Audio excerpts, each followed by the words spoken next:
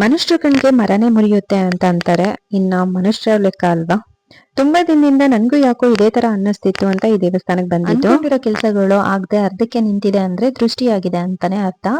ಇದು ತಡೆ ಸಾಮಾನು. ಇಲ್ಲಿ ತಡೆ ಹೊಡಿಯೋದೇ ಒಂದು ವಿಶೇಷತೆ. ಪ್ರತಿನಿತ್ಯ ಇಲ್ಲಿ ಪೂಜೆ ಇರುತ್ತೆ.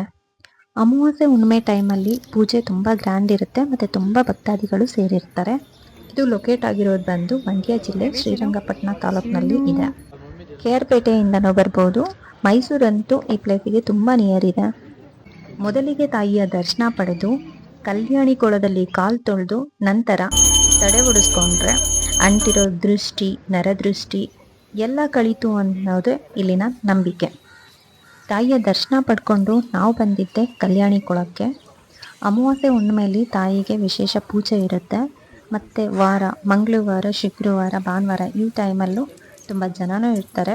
ಪೂಜೆನೂ ಚೆನ್ನಾಗಿರುತ್ತೆ. ಬಟ್ ನಾವು ಹೋಗಿರೋದು ಶನಿವಾರ ಆಗಿರೋದ್ರಿಂದ ಇವತ್ತು ಜಾಸ್ತಿ ಯಾರು ಜನ ಇರಲಿಲ್ಲ.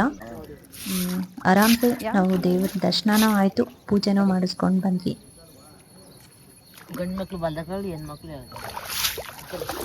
ಗೌತಮ ಮಹರ್ಷಿಗಳ ಪತ್ನಿಯೇ ಈ ಅತಿಲೋಕ ಸುಂದರಿ ಅಹಲ್ಯಾದೇವಿ.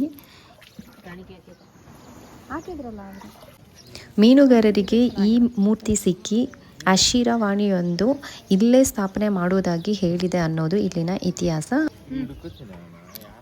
ಕಲ್ಯಾಣಿ ಕೊಳದಲ್ಲಿ ಕಾಲು ತೊಳೆದು ನಾವು ಹೋಗಿದ್ದೆ ನೆಕ್ಸ್ಟ್ ತಡೆ ಓಡಿಸೋಕೆ ಅಂತ. ತಡೆ ಓಡಿಸ್ಕೊಂಡು ನಾವು ಬಂದಿದ್ದೆ ದೇವ್ರ ಎಂಟ್ರೆನ್ಸಿಗೆ. ಅಲ್ಲಿ ಇಲ್ಲೆಲ್ಲ ಇದೆ ಅಲ್ವಾ, ಇಲ್ಲಿ ಕೋಳಿ ಮರಿ ಆ ಥರ ಎಲ್ಲ ಕುಯ್ತಾರೆ. ಬಟ್ ಇವತ್ತು ಯಾರೂ ಇಲ್ಲ, ಇದು ಫುಲ್ ಫ್ರೀ ಆಗಿದೆ.